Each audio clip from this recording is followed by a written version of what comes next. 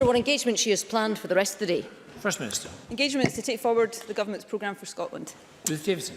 Presiding Officer, last night I was at an event in London discussing the benefits of UK aid with Bill Gates. I have no idea what Mr Gates where he stands on our constitutional future, but here's what he said about the United Kingdom aid effort. He said, "You are the reason that malaria deaths are down in entire villages and life-saving vaccines are now reaching kids in the most remote parts of the world." Presiding Officer, we're about to fight a general election campaign where we know what the SNP's message will be. It will be that living in the UK under a Conservative government will be hell on earth. Given the work that this country does around the world, given the conditions that people face in other parts of the world, can I ask the First Minister, at the start of this campaign, does she really think that's a fair description of life in this country? First Minister. Can I first of all say that, like Ruth Davidson, I support wholeheartedly the commitment to spend 0.7% of GDP helping the world's poorest communities. That's something the SNP argued for long before it was ever a Tory commitment.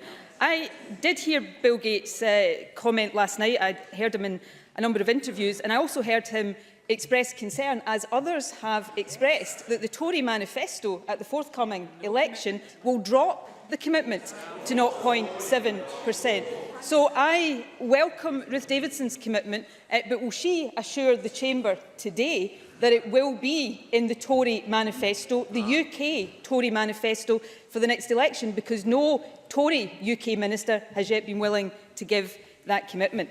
But on to the wider issue of the election. I think the key issue at this election is who is going to stand up for Scotland against an increasingly hardline Tory government.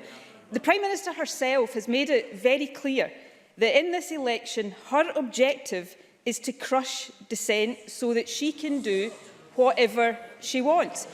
So people across Scotland have got to be clear. There is no safe, tactical Tory vote at this election. We've seen the damage that Tories do with a small majority. I know they don't want to hear it, but with a small majority, the Tories have cut Scotland's budget. They've imposed the bedroom tax, the rate clause, cuts in disabled support, robbed women of their pension entitlement. So let's think about the damage a Tory government could do with a bigger majority. So yes, if the thought of a one-party Tory stranglehold at Westminster does horrify you, if you want effective opposition in Scotland, then that can only come from the SNP. Ruth Davidson.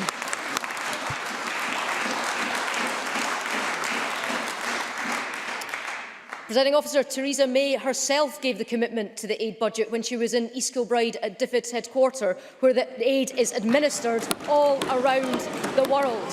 But let's get back to the SNP's contribution. Hell on earth, eternal damnation in a bottomless pit.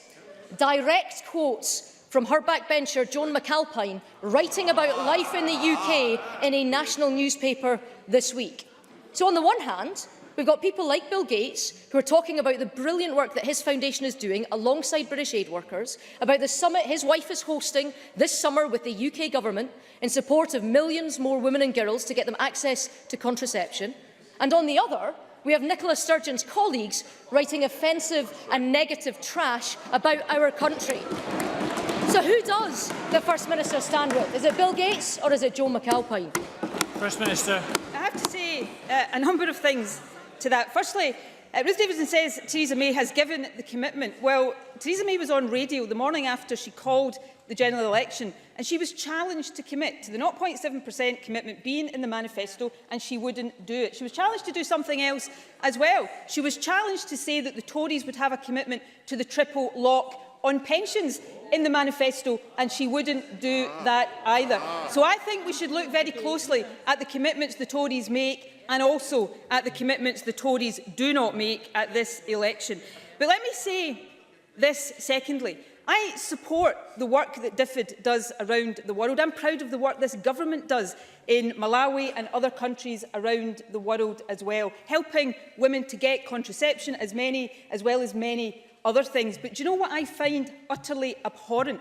That as DFID do things like that overseas, at home, this Tory government is forcing women to prove that they have been raped before they get access to benefits for their children. So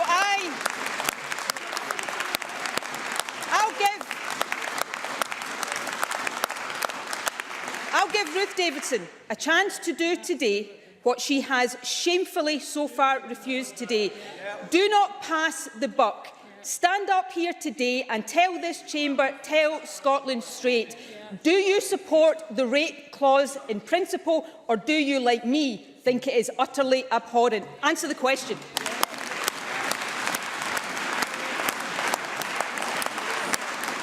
Ruth Davidson.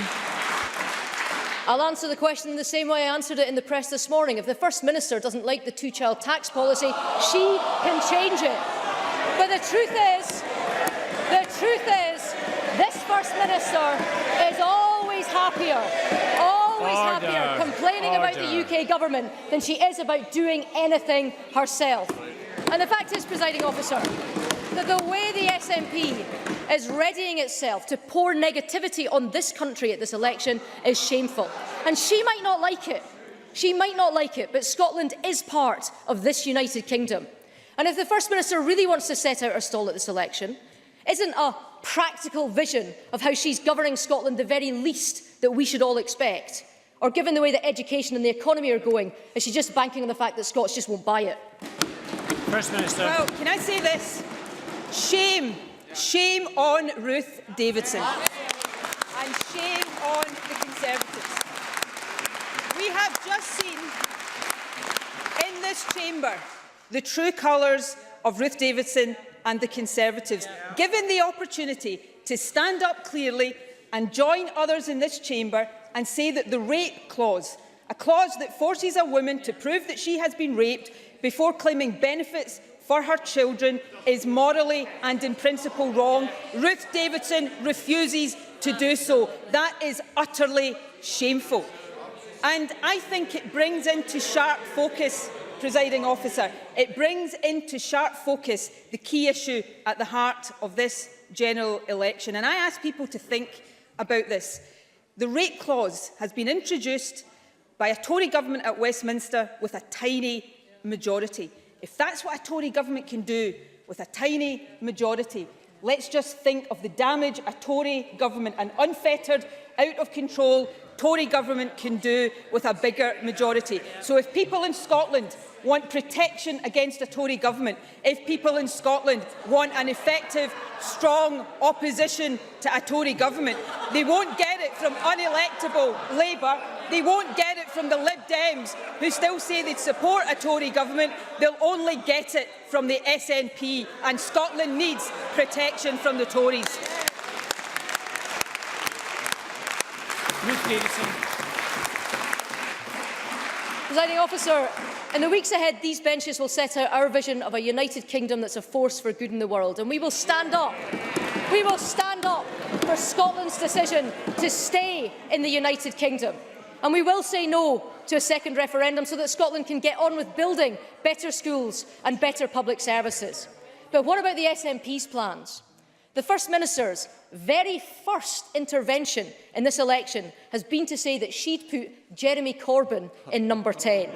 Now, is it because uniquely the First Minister sees in Mr Corbyn the wisdom and the foresight and the leadership skills that are needed in a Prime Minister? Or could it possibly be because, in his own words, Jeremy Corbyn is absolutely fine with another referendum on independence? Is that the alliance that she's really seeking when she was down in London? First Minister.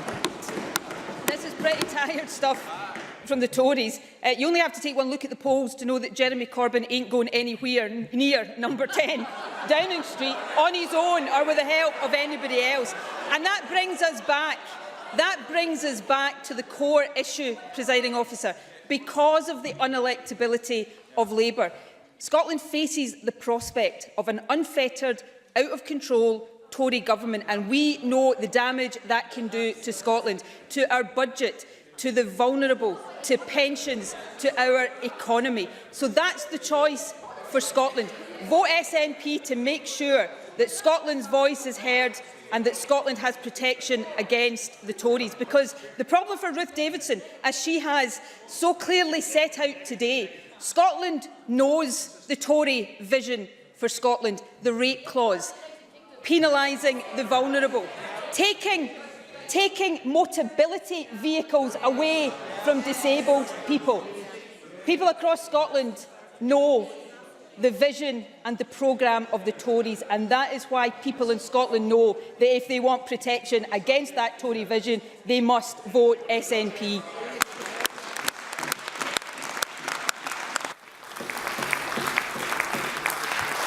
Question number 2, Kezia Dugdale. To ask the First Minister what engagement she has planned for the rest of the week.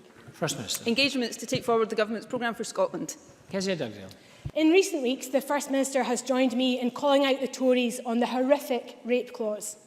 She has accused Theresa May of seeking to undermine devolution, and she has said that the Tories are taking us off a cliff edge with hard Brexit.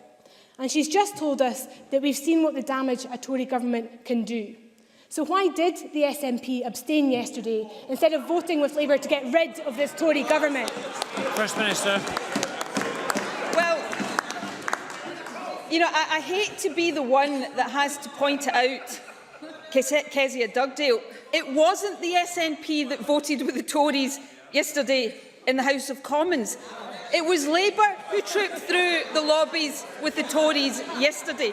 You know the lobby I mean, it's that one that had turkeys and Christmas written above it. The idea in this election that Labour is going to replace the Tories is frankly pie in the sky. The issue and the threat at this election is that due to Labour's complete unelectability, we face an unfettered, out-of-control Tory government. We know that the Prime Minister wants to silence opposition, so the question for Scotland is this. If you want a strong opposition to the Tories, if you want MPs who will stand up and be a voice for Scotland, then the only party to support at this election is this one, the SNP. Kezia Dugdale. Labour MPs voted yesterday to get rid of this miserable Tory government. And imagine my surprise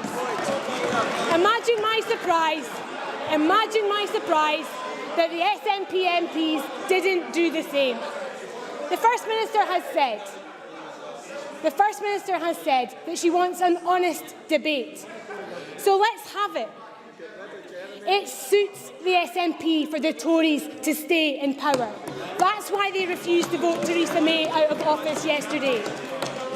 And every day that the Tories remain in power, 430,000 Scots go without a real living wage.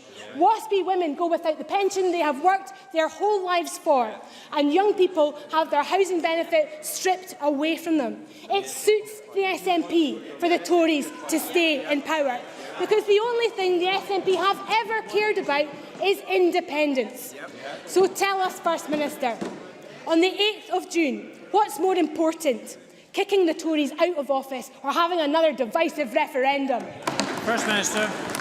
Well, Presiding Officer, Jeremy Corbyn is unelectable and will leave Labour carping from the sidelines. How do we know that? Because that's what Kezia Dugdale said about Jeremy Corbyn. So, do you know, I agree with Kezia Dugdale about how awful and how damaging this Tory government is. That's why I think it is so utterly shameful and disgraceful that Labour have allowed itself to get in the position that this lot are 20 points ahead of them in the opinion polls UK-wide and are even ahead of them in Scotland as well. That's Labour's failure, and it is an utter disgrace. But it brings us back to the core point at stake in this election. The only thing in this election standing between an out-of-control, unfettered Tory government and Scotland is the SNP. So if people want to make sure that the Tory government can be held to account, if they want to make sure there is a strong voice for Scotland, and if they want to make sure Scotland is protected against exactly the kind of policies that Kezia Dugdale talks about, they have to make sure they send SNP MPs back to Westminster. Kezia Dugdale. Presiding Officer, it was the First Minister in 2015 who told Scotland, vote SNP to keep the Tories out. How's that going? How's that going? And can I say to her in all seriousness, 56 MPs. say to her in all seriousness, Done nothing, John. if Jeremy Corbyn was Prime Minister, there would be no rape clause, there would be no more housing benefit cuts, and there would be no more austerity. And I will proudly campaign for that over the next 6 weeks as she campaigns for independence. And can I say, the last time we voted in a general election, Nicola Sturgeon said this: I have made it very clear that if you vote SNP in this election, that is not a vote for independence, nor is it a vote for another referendum. Time and time again, we were told that a vote for the SNP is not a vote for another referendum. So will the First Minister have the decency to tell the voters before they vote that she will use this election as another excuse for a divisive referendum? Or once again, will she wait until the day after? First Minister.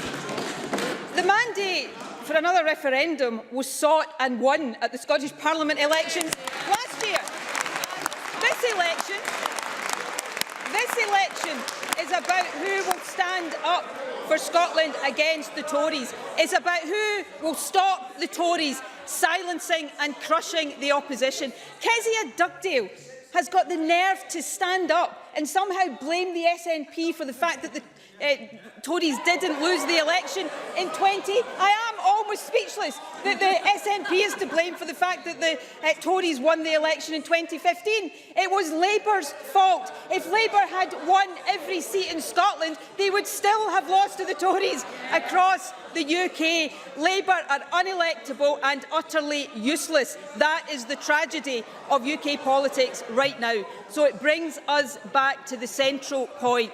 The only thing in this election, and I would ask everybody, every voter out there to think about this seriously. The Tories want people to think there's some safe, tactical Tory vote that they can cast in this election.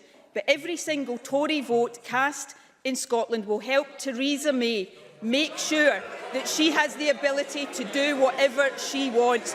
If you don't want an out-of-control Tory government, if you want protection, if you want a strong opposition and a strong voice against the Tories, then you have to make sure you vote SNP in Scotland.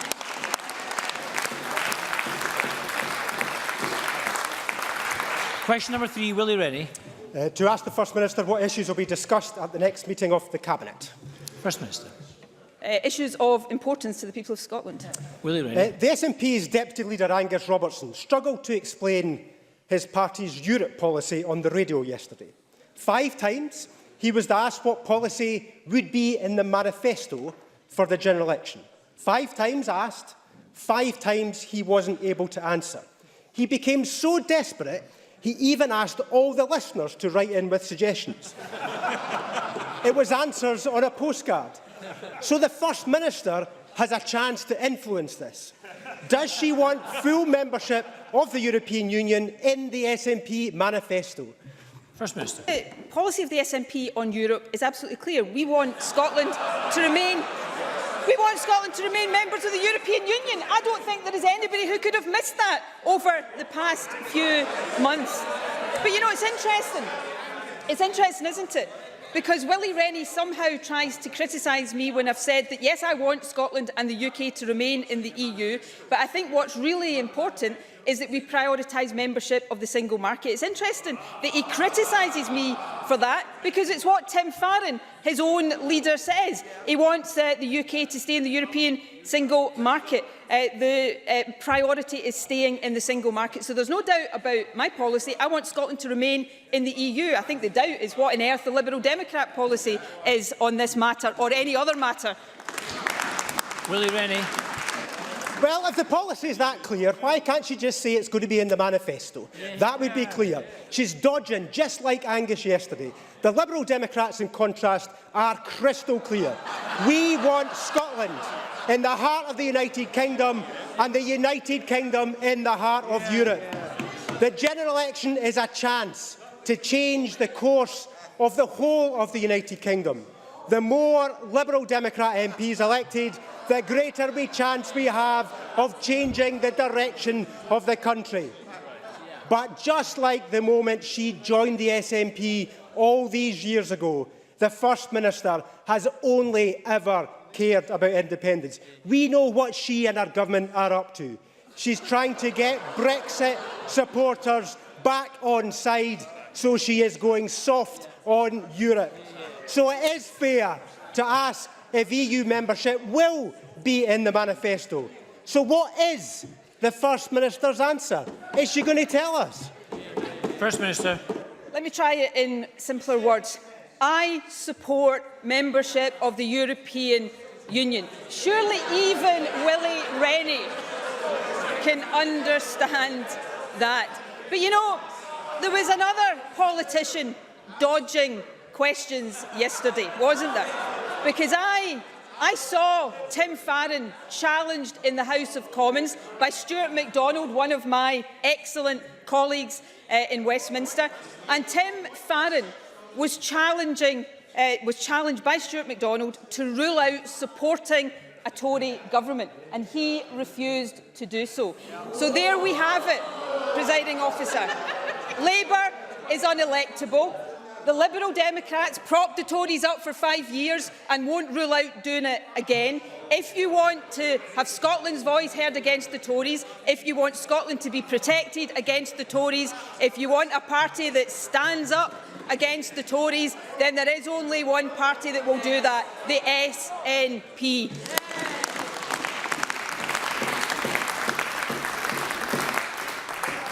I have a couple of supplementaries. The first from Gillian Martin.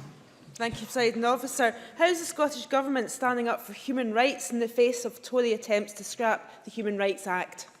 First Minister. Well, we will oppose vigorously any attempts to scrap the Human Rights Act, and we know that if the Tories get their way, that's exactly what they want to do, which makes it all the more ironic that Ruth Davidson is talking about work overseas. One of the worst things that the UK could do and the worst message it could send internationally is to be seen to roll back on human rights, and the SNP will always oppose that and always stand up for human rights. Neil Findlay.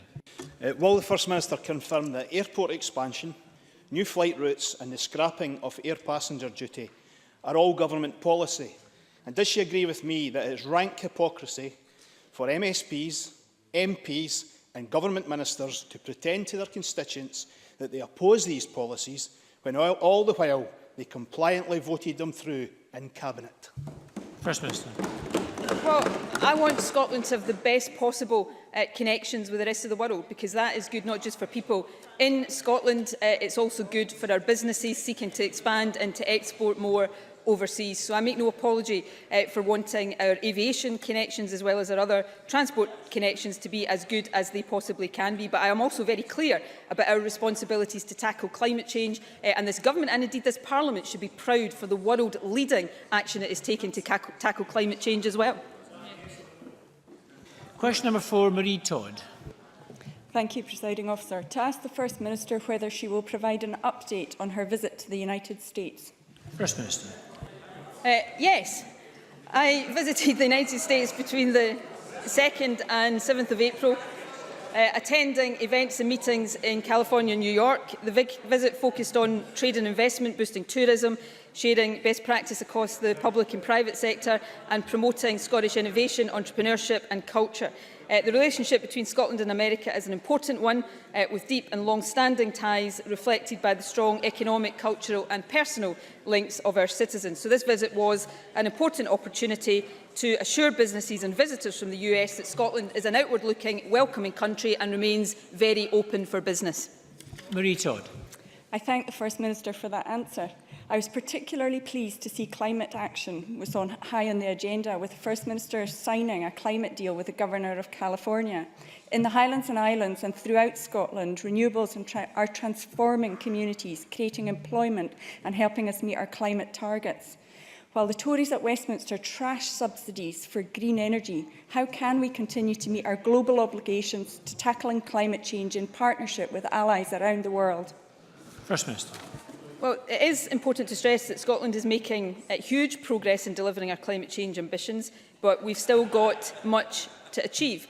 I did meet with the Governor of California in the US to discuss how our two administrations can work together to achieve our shared ambition of reducing greenhouse gas emissions. We've pledged to cut emissions by 80% by 2050, and we also discussed the importance of offshore wind in tackling climate change and agreed to share knowledge and best practice in developing this technology. We've also offered to help the Under 2 Coalition, representing over 1 billion people, to prepare for a major summit in 2018 aimed at persuading national governments to increase their efforts to tackle climate change. But there is no doubt that many of the policies of this current UK government fly in the face of our efforts to tackle climate change. One of the other reasons why it's so important that we continue to have voices in Westminster arguing for the kind of policies that will support us, not hinder us, in meeting these ambitions. Jackson Carlo. I was amused to see the First Minister under a banner describing herself as the Queen of Scots. It's not quite how I hear her described nearer to home. But the Speaker of the United States, Paul Ryan, is currently in London and has made clear that the United States government wishes to come to an expedited trade arrangement with the United Kingdom when we leave the European Union. Can I ask the First Minister, when she was in the United States, what formal discussions she had with the government of the United States about future trade relationships, and what assurances she gave to them that the Scottish Government would be doing everything they could to ensure that that early trade deal is arrived at? First Minister. Well, I'm glad Jackson Carlo watched the Women in the World Summit that he mentions, because I hope that he also heard during that summit the gasps of horror from the audience, the very large audience that was there listening, when I outlined the rape clause policy that had come into effect, that Jackson Carlo says I misrepresented it. Well, let me set it out very clearly for the Chamber. The rape clause policy puts an obligation on a woman to prove that she has been raped if she wants to claim tax credits for more than 2 children. Now, if Jackson Carlo thinks that's a misrepresentation, I invite him to come to this chamber and tell us exactly what the rape clause policy then entails, and to do what Ruth Davidson failed to do, and actually have the courage to say that it is morally reprehensible to have such a policy on the statute book. But on the issue, I met with a number of businesses and other economic interests in the United States. I didn't have meetings with the US government. This was a trade and investment focused visit. But in every conversation and visit I had, the message was clear that Scotland remains open for business. And of course, it is all the more important, given the Tories' Brexit obsession, that we get that message out, not just in the United States, but every country across the world. Question number 5, Edward Mountain. To ask the First Minister what the Scottish Government's response is to the reports of defects found in school buildings. First Minister. The health, safety and well-being of pupils and staff while at schools is of paramount importance. Following the publication of the independent inquiry into Edinburgh schools construction, the Minister for Local Government wrote to all local authorities highlighting the issues and recommendations that the report raised. The Minister underlined the importance of adhering to building regulations, technical standards and the inspection processes which are in place to protect the public. The Minister has also written to and met with leaders in the construction industry to ensure that they are aware of the findings and recommendations in the report, and to ensure that we can rely on quality workmanship and control processes. Edward Mountain. Thank you. Thank the First Minister for that answer. I mean, I accept that it's local authorities who have the statutory responsibility for school buildings, and the Scottish Government surely, though, has a duty to ensure that those responsibilities were deployed following the publication of the Edinburgh Schools report. And it is indeed why I raised the safety issues regarding Wick campus with the First Minister on the 26th of January this year, which she chose to sideline. So can the First Minister now explain why it has taken problems in 72 schools across Scotland for the Scottish Government to take this matter seriously? And will she now provide an unequivocal guarantee that all work is being done with local insurance authorities to ensure that all buildings, school buildings, are safe across Scotland? First Minister. Well, a number of points. Firstly, I note later on in FMQs, Adam Tompkins is going to ask me a question challenging me to leave all responsibilities that are not those of the Scottish Government specifically to local authorities and not to interfere in local authorities' responsibilities. So there is a bit of a constituency issue. But I do accept that the Scottish Government has responsibilities. That's why I set out the action that the Scottish Government has taken. And I would say to the member, we didn't wait for the independent report. We wrote to local authorities in the way I have described shortly after the Oxgang school situation arose last year. So we acted promptly, as the public would have expected us to do. I think it's also important to note that none of the schools requiring remedial work were built under this government's current schools programme. These are historic school building projects, but nevertheless, we've got to make sure that all school buildings are safe and that lessons from previous PFI programmes are properly learned and implemented in the future. And the Government is absolutely determined that we will discharge our responsibility to do so. Kenneth Gibson. Thank you, Presiding Officer. And of course, the schools that are in question were built by Labour and the Liberal Democrats under PFI. And the First Minister will know that in North Ayrshire, the Labour-run council built 4 new schools a decade ago with construction costs of £81 million. Yet between 2007 and 2037, £401 million will have to be paid in unitary charges to the companies who built them, including £12.7 million this year. That's the equivalent of buying an £81,000 flat, paying a mortgage of £1,114 a month for 30 years, and then not even owning it at the end of those 30 years. Does the First Minister agree that Labour's reckless handling of our public finances whilst in office continues to rob North Ayrshire and much of Scotland of funds which could be used to put towards delivering better local services, and that it's high time that Labour apologise for the legacy of incompetence they left our schools, North Ayrshire and local authorities across Scotland? First Minister. Well, yes, I do. But while I think it's fair to point out that the inquiry said that the financing method was not in itself responsible for defective construction, it does state that the implementation of the contract by the partners involved could have been stronger. So questions really must be asked and in due course answered about old PFI contracts that many at the time feared put profits before quality. The cost of Labour's disastrous PFI deals are still today taking significant sums of money away from vital public services. So this government is determined to secure maximum value for money in existing PFI contracts. The Scottish Futures Trust work on behalf of ministers and have done so for some time with public bodies to identify the scope to improve both the efficiency and the performance of these contracts, and this work will continue. But I do think this whole episode had raised some serious questions for previous Labour administrations, and one day perhaps they will have to answer and, yes, apologise. Daniel Johnson.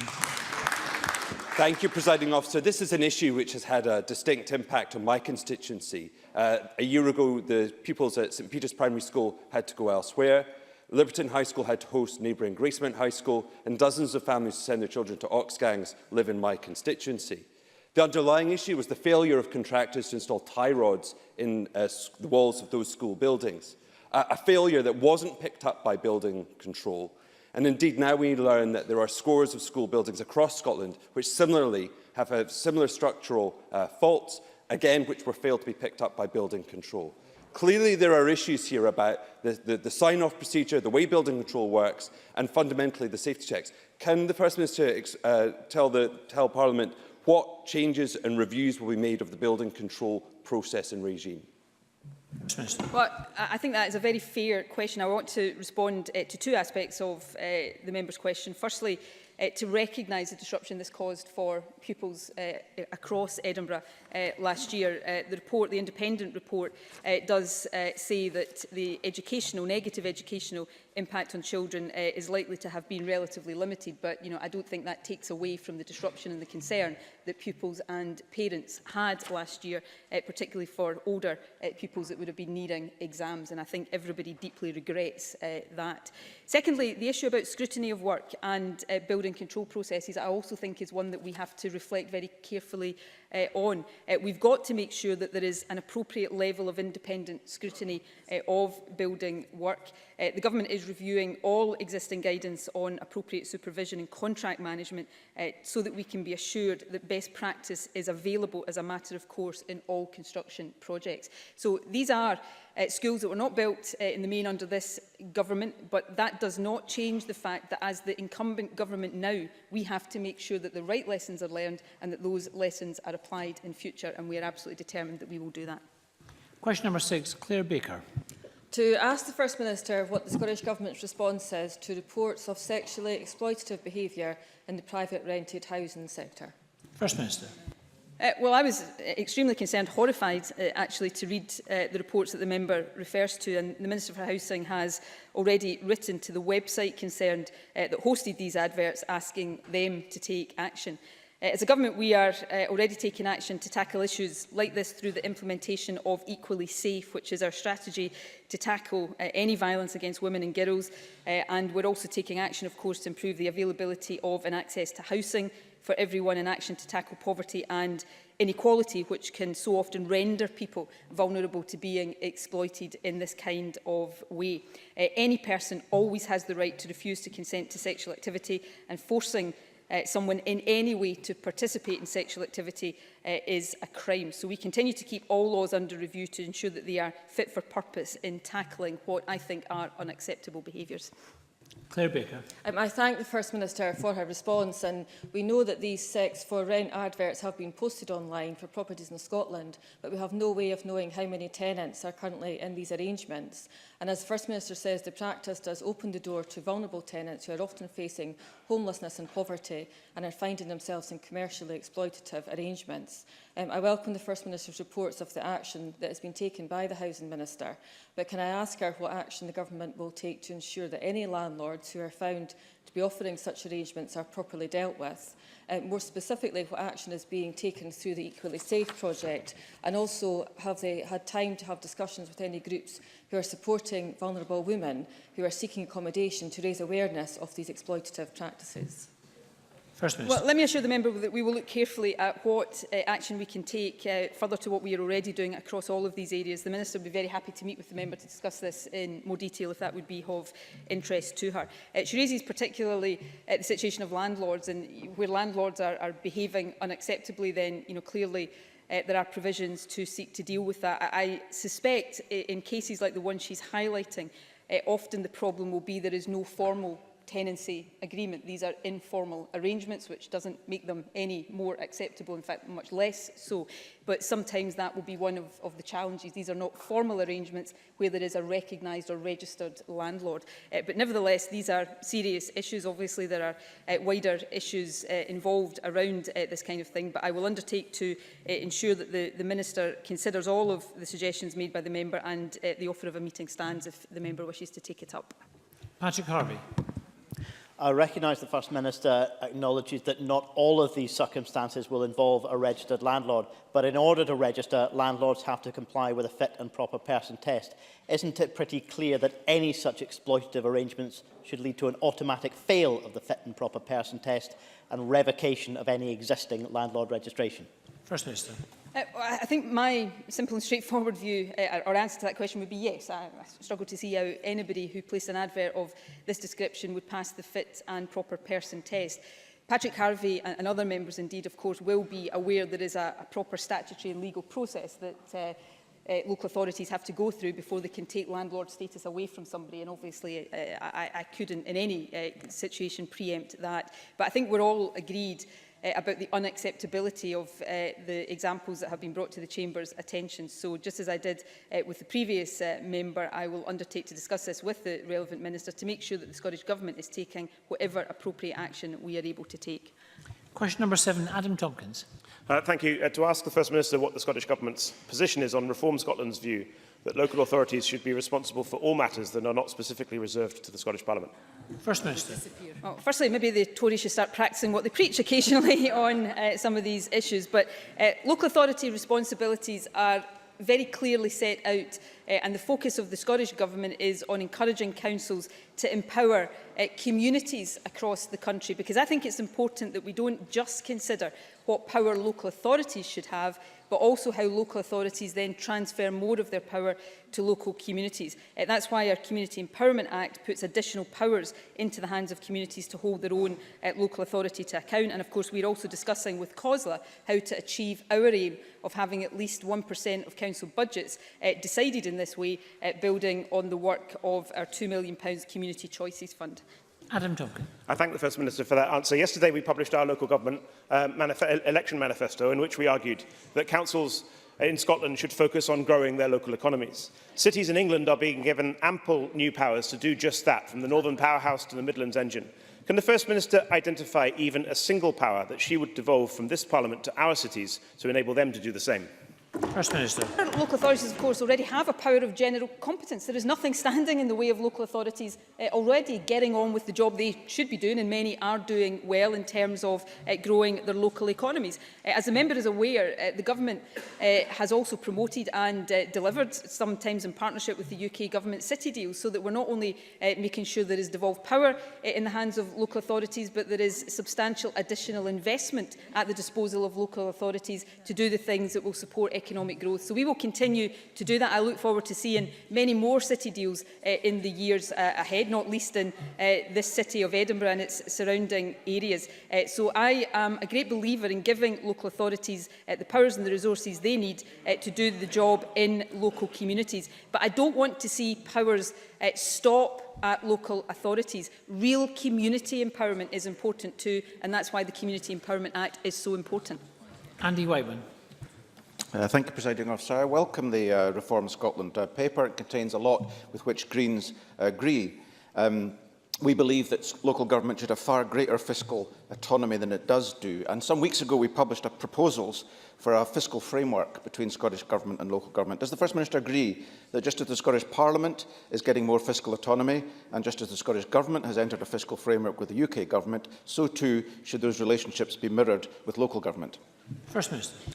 I think there's some merit in that, and indeed ahead of the Scottish elections last year we did indicate a willingness to talk to local authorities about what additional tax powers would lie better with them rather than with the Scottish Government. In fact, Scottish local authorities have already got autonomy in terms of the ability to lower business rates, for example, if they think that is one of the things that would help grow their economy. So this is a discussion that the Government is certainly very willing to have. Obviously, we have local government elections in just a couple of weeks' time, and after those elections, with new administrations, hopefully in some parts of the country, that is a discussion that across the political spectrum we can take forward with new administrations and councils the length and breadth of the country. Alec Rowley. Back in 2007, the First Minister said that the council tax was unfair and that no amount of tinkering with the council tax could make it fair. Does she believe today that the council tax is still unfair, or has the tinkering with the bands made it fairer? First Minister. Well, the rebanding, yes, has made the council tax fairer, but I would say two things, I think, to Labour. Firstly, during the first term of the SNP administration, Labour blocked the abolition of the council tax, so I think it ill behoves them now to stand up here and somehow argue for it. But the second point I would make about the council tax, or Labour's position on the council tax, which I think just underlines the hypocrisy sometimes at the heart of their arguments. Labour published its local government manifesto this week, and in that manifesto, on page 6, it says this: the SNP council tax freeze has crippled local government. Now, as well as being complete nonsense, that statement right now is utter hypocrisy. And I'll tell you why it's utter hypocrisy. Because right now in Scotland, there are only 8 council administrations proposing a continuation of the council tax freeze. And guess what? Every single one of those 8 councils is a Labour-led council. So there you have it. Labour might say one thing in this chamber about the council tax, but their administrations across the country do the complete opposite. That concludes First Minister's questions. We move on to members' business in the name of Claire Hockey. We'll just take a few moments to change seats for members to change seats.